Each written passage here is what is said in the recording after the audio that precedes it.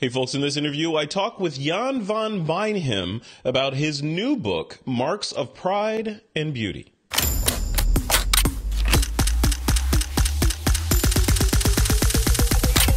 This is TWiP. All right, folks, I'm here with Jan van, to make sure I get the name right. It's Jan van Beijnhem. Did I get that right? Did I get the name? Absolutely, yeah, it's good enough. Good enough. It's good enough. I've been practicing. But Jan and I are here to discuss something that's been a project that he's been working on for quite some time now, and it's one of those critical products or projects that photographers sort of throw themselves into from time to time when they sort of feel the draw to do something positive and to tell a story about a particular segment of the world, and in John's place, it's the Marks of Pride and Beauty book that he put together. I'm going to hold that up right there. Yeah. It is a beautiful book that he put together. And I want to get to the bottom of it. I want to have you tell us, I want to have you tell us the story about how you put it together and what the impetus was, or the idea that drove you to putting the book together. And just to set the story, the book is about people that have suffered some sort of trauma in their lives, and as a result have scar tissue on their bodies. Yeah, and you've photographed. It's about scars. Yep. Yeah. Yep. So why don't it's about scars? Yeah. Tell me all about it. It could be burning scars, or from operations or amputations, whatever. It doesn't matter. And tell them how beautiful they are, unless or maybe because of their scars. Yeah. That's the idea. Yeah. Yeah. And going through the book, I was struck, and my first reaction was, and I think like many people would be like, whoa, wow, because you don't see that every day, right? It's shocking. And then you go through the book again and you start understanding, and start empathizing with the people that have gone through these traumas. Like, how was it were people relatively open to letting you photograph them, or were they shy?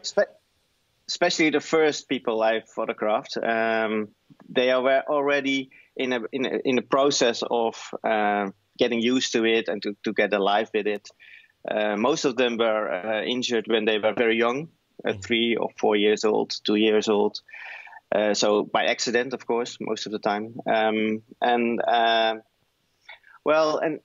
of course they are used to it, and especially the first model I photographed was Renske, and she's working as a model, and she's very used to it, to the scars, and they said that they are a jewel to my body, and it's like a tattoo actually. Wow. And she was very used to it, to work with that, and that was also the inspiration to go to do something more with that, and to show people that also with scars you could be, of course, you could be normal, functioning, and I hope that people, when they read a book and they understand how it looks like, and of course sometimes it's shocking to look at it. Yeah. But to get used to it, I hope that there is some kind of level that someone with scars, no matter what, and just do normal like you do with normal people. It is together. That's normal. the idea. Yeah, it is. Yeah. It is normal. It is for many people. It's just a part of daily life as you go through, and Absolutely. And I was curious as I was going through the book. I wanted to ask you: Did you find any common sort of traits between these models, other than the obvious, them all being scarred? Were there any sort of personality traits that you saw that were common throughout everyone that you photographed? Yeah, absolutely. Most of the people are very tough. They want to fight. They are very stand for their rights and proud. That's also and of course not everyone with scars is feeling proud about it, but sure. The people I photographed, they are, and maybe they are an example for other people to be proud of as well. So we hope there's a community, because all the people I photographed, more than 50. We are a community as well. We build a group, a private group on Facebook, and we talk to each other, and so they're helping each other as well. some people know each other from before the project, but also they learn other people within the project. So it's. How did you find the people? Was it the Facebook group happened, and then you were able to get the people from the Facebook group, or was it vice versa? Yeah, vice versa, actually. I started with just an announcement. Well, I was looking for people to have more with scars, and a lot of people sharing the announcements as well. Maybe there's something for you. This may be something for you. Then I got in contact with the Dutch Brandwondenstichting, which is the community or the foundation actually for people with burning scars, and they supported the project from the beginning. And via them, I got a lot of people with burning scars, and then it grows bigger and bigger and bigger. And I got also people with other scars like amputations and for operations or all kinds of things. Yeah. Wow.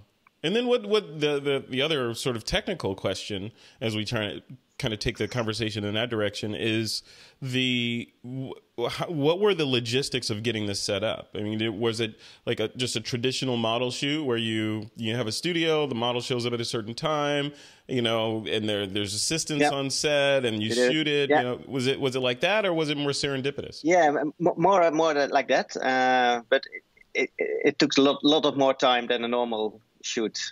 People get used to the environment. There was always, or most of the time, there was a MUA with it. What is it? A makeup artist involved as well. Also, to traditional photo shoots. Then these are full-on model shoots. Okay.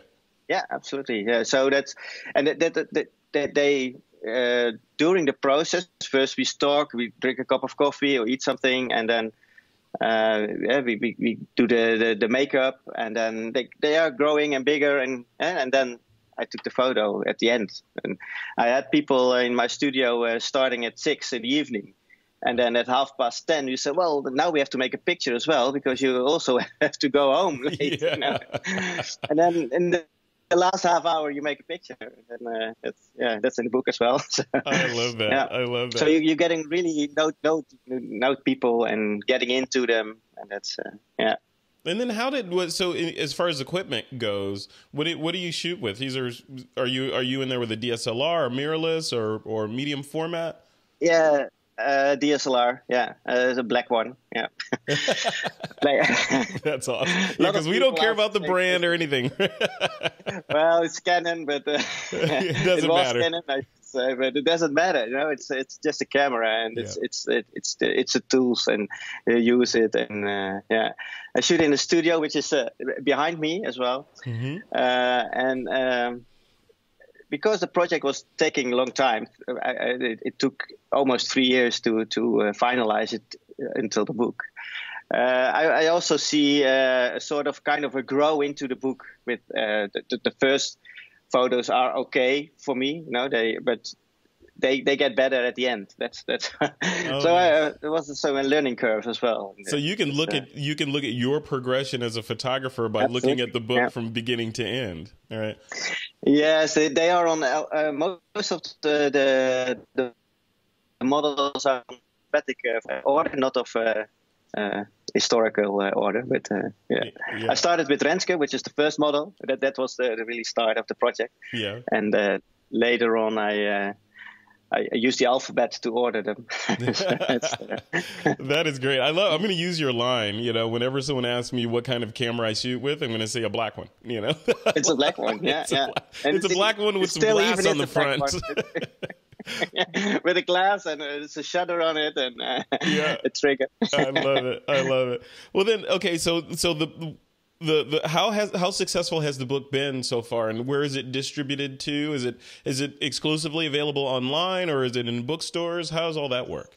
Yeah, on some local bookstores as well, but it's a very specific target market. The market is a lot of people who are, of course, there are 51 people in it, and so a lot of people say, well, I want that book which my friend is in it, or my daughter or my son, whatever. And we printed 700 books, and I still have 200 left. So it's okay. It's a success. I can say that. If people that are watching this want to purchase it, can they order it, or how would they get their hands on a copy? Yeah, it's easy to order online on mpb.photo. That's the website. And we'll put the link. Yeah, we'll put the link in the blog post. The link on it. Yeah. And it's you can buy it online, and then I will send the book by myself actually to the people.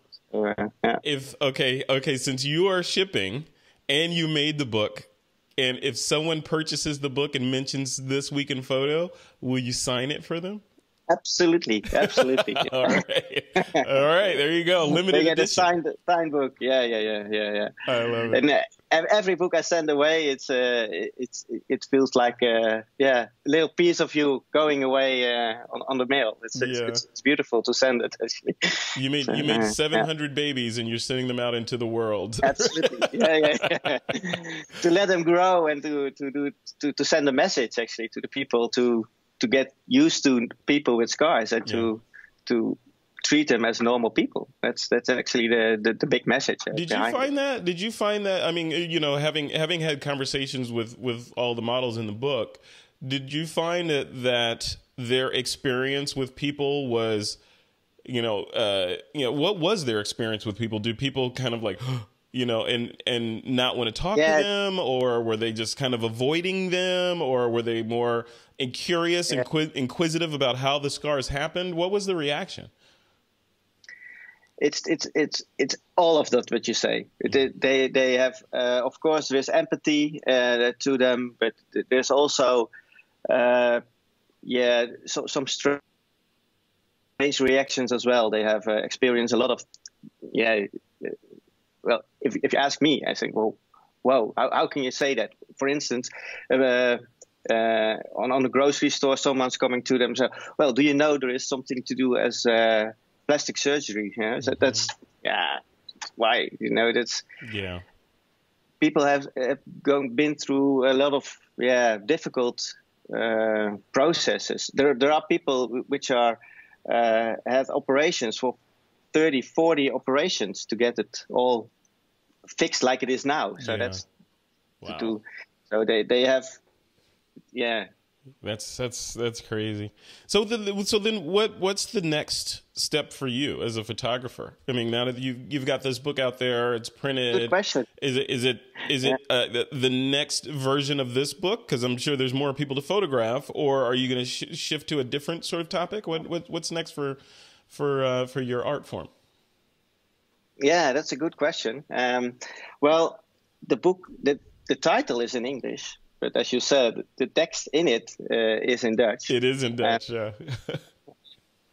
And I would like to make a bigger book, which is thicker, more people in it, with English text, and maybe not all photos from me, but also from other photographers. Oh. So that's also why it's very nice to talk to you, because maybe there are a lot of other photographers in the world and say, well, this is nice. Yeah. Let's do that together and make a community of photographers who are doing this project. Yep. That's kind of a dream. And maybe we can do that. At first I thought, well, how nice it could be to travel around the world and making photos of people with scars all around the world. Mm-hmm. But I have 3 kids, I have a home, I have a studio here. Well, it's maybe too big to dream that dream. Yeah, ambitious. So ambitious. Maybe it's easy. It's too ambitious. Yeah, it's too ambitious. Yeah, and maybe it's easier to say, well, if there is a photographer in San Francisco, for instance, and say, well, this is nice, this is what I want to do, and let's get in contact and see what's come out of it. And what we talked on forehand, the financial part of the book, a lot of books were sold on forehand before I made it. Mm-hmm. And so via crowdfunding, so all the financial stuff was covered. Oh, very good. So there was no financial risk to start with the book, or to print the book, actually. Yeah. And that's very nice to do it. It's also safe, and of course not the hours. You don't have to count it. But it's also a very it's a nice learning thing as well to do this. kind of project. That's really interesting. So that's, I mean, speaking to you it's a pleasure, because it's, you know, we talk a lot about self projects, or, you know, sort of people assigning themselves self projects so that they could learn about photography and maybe learn to tell a story. And it's refreshing to hear an experienced professional photographer decide to take on a topic like this and create, not only just photograph it, but create a long-term book and take it all the way to printing 700 books and distribution. So that's fantastic. Congratulations. Thank you very much. Yeah, it was a great experience to make it, and to learn a lot of people. Also, the photographers I talked to, and I had some tips here and there. Also, other photographers who printed already books helped me with starting this project actually. Yeah. And I hope to help a lot of other people, like with scars, but also photographers who want to do this, because it's very interesting when you're making portraits. Actually, it's no matter whatever kind of photography you do, even if you photographing birds, you have to invest in your subject. And if you're making portraits, you have to invest in your portraits, or in your people who you are going to make photos of. Yeah. You have to know them. You have to know what's going on. Why do you want to make the photo, and what look like? So it's a very nice experience to work with these kind of people, because they have a very nice story to tell, and it's a challenge to show that in the photo. Yeah. No, absolutely. And you're absolutely right. I mean, it's one thing to know a topic and understand it and sort of see it from the outside, but when you try to tell the story or teach, then your level of understanding goes a level deeper. Right. So absolutely. Absolutely. Sure. Yeah. You know, like it's one thing to drive a car, but it's another thing to understand how to fix the car and how the car is made. And to build it. Yeah. That's fantastic. Yeah. Well, Jan, thank you so much for coming on. Any final messages you wanna leave with the This Week in Photo audience, and your URL where people can go and see more of your work, etc.? Yeah, if they go to mpb.photo, then it's a very small page, but there you can find a link to other things, and that's the best thing to buy the book or to find some more information. There is a Facebook page, Marks of Pride and Beauty page on Facebook, which are a lot of photos on it, and a lot of reactions as well. And I must say that I was very anxious in the beginning of the project for how people should react on this. And I must say, every reaction on the Facebook page was positive. There were no negative reactions, and it's beautiful to experience that, because, of course, when you post a photo online in a critique group or so, you get some critique, and maybe it's good to have some critique, but it's also some kind of people who will blame you or whatever what you do, but never of that all. And it's very nice to experience that as well. I love that. Very positive. Yeah. Well, cool. Well, congratulations again for putting this book together, and thanks for reaching out and sending me the book to look at. That's fantastic. So again, we're gonna hold you to it. We're gonna hold you to it. Show and a signed copy for anybody who orders it from This Week in Photo. Absolutely. I will. Yeah, I will. All right. Absolutely. All right. Thank you so much. You have a good evening. Thanks for staying up so late for this interview. No problem. You're welcome. It was nice to be here. Okay. Thank you very much. You're welcome. Take care. Okay. Goodbye.